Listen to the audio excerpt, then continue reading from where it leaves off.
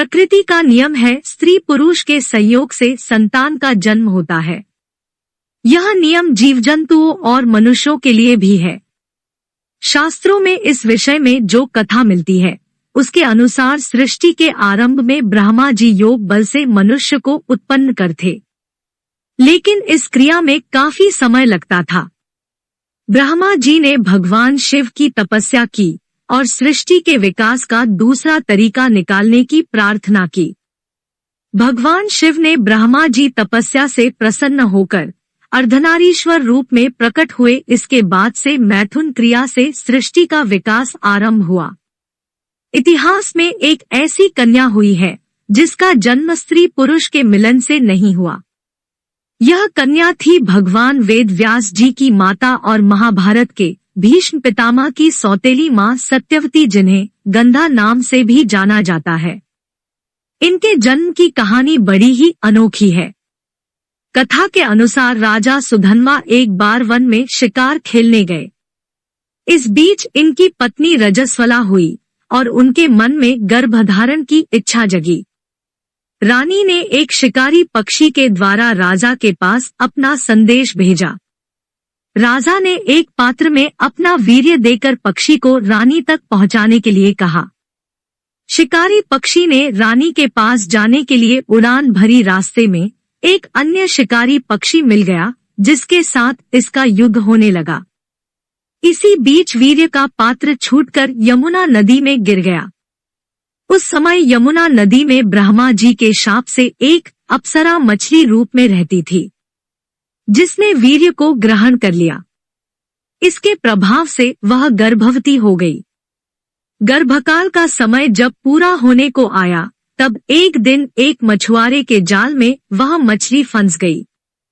अद्भुत और विशाल मछली होने के कारण इसे राजा सुधन्वा के दरबार में लाया गया। जब मछली का पेट चीरा गया तो उसमें से एक बालक और एक कन्या निकली।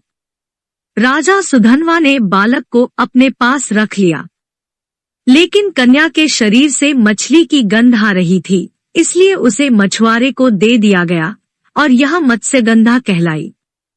समय के साथ साथ मत्स्यगंधा बड़ी होती गई। उसके रूप यौवन में भी निखार आता चला गया। वह अप्सराओं की तरह बहुत सुंदर थी। मछुआरे पिता ने मत्स्यगंधा को नाव चलाना सिखा दिया और यात्रियों को नाव से यमुना पार कराने के काम पर लगा दिया।